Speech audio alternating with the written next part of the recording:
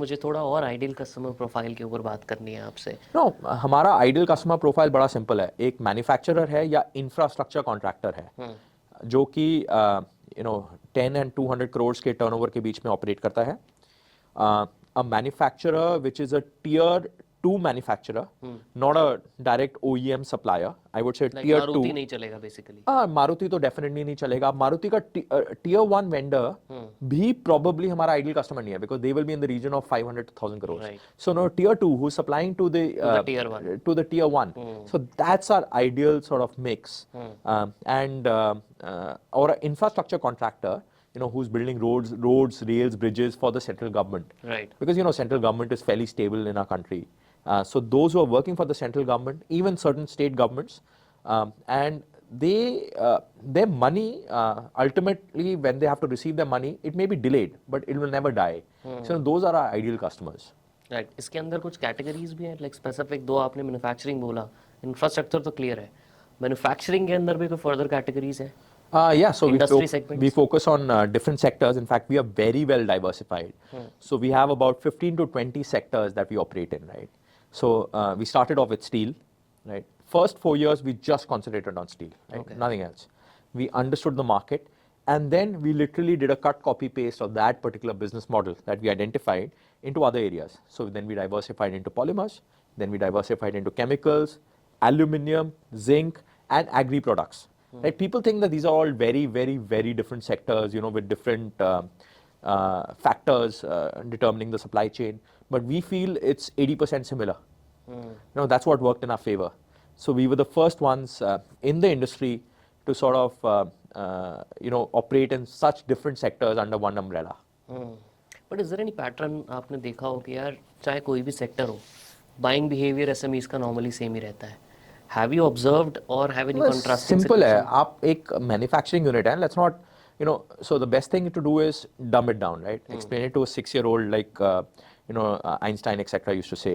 If you're able to explain it to a 6-year-old, then you understand it, otherwise you don't, right? So simple. एक manufacturing unit क्या करता है?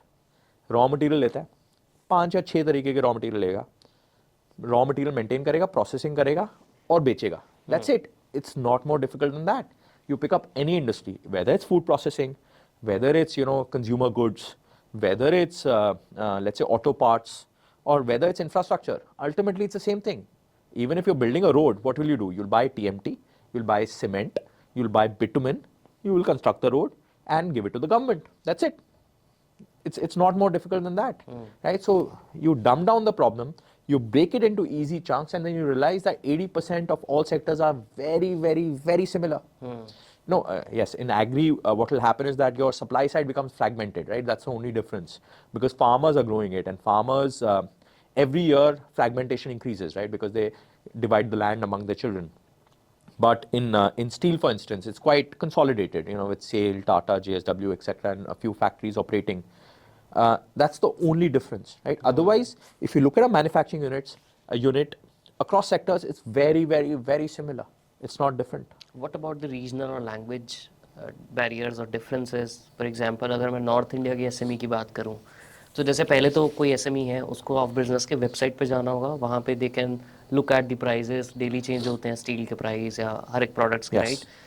Different pricing आएगा तो आपको order भी वहीं प्लेस करना होता है. Is that the process? Yes. So initially when we started out, it was fairly offline in nature, right? When we had feet on street, going and getting client orders. Then we realized that you can get to about 1,000, 2,000 customers, month on month, or you won't be able to scale beyond that. Then we introduced a heavy bit of technology where customers could come and discover themselves, discover the prices themselves. We used to give a lot of engagement to the customers. So we supply a lot of news content, where the markets are heading, expert opinions, so that they engage with us. And they automatically come to our website, to our app. We got many engagement tools. We got discussion groups. We got communities.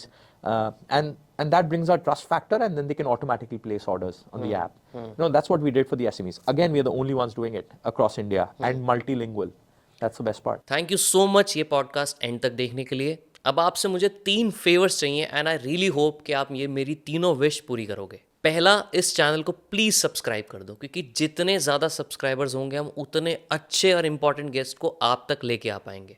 दूसरा, मुझे please comment में ये बताओ कि आपको इस पूरे episode में सबसे अच्छा क्या लगा, एंड ऐसे कौन से गेस्ट हैं जो हम अपने पॉडकास्ट पे बुलाएं, उनका नाम प्लीज़ कमेंट में ज़रूर बताओ। एंड तीसरा फेवर, ये एपिसोड प्लीज़ एक इंसान के साथ तो आपको ज़रूर शेयर करना है, क्योंकि हो सकता है उनकी लाइफ में उनको कुछ नया सीखने को मिल जाए। आपसे मिलेंगे अब नेक्स्ट एपिसोड में, तब तक के लिए keep growing and I love you all.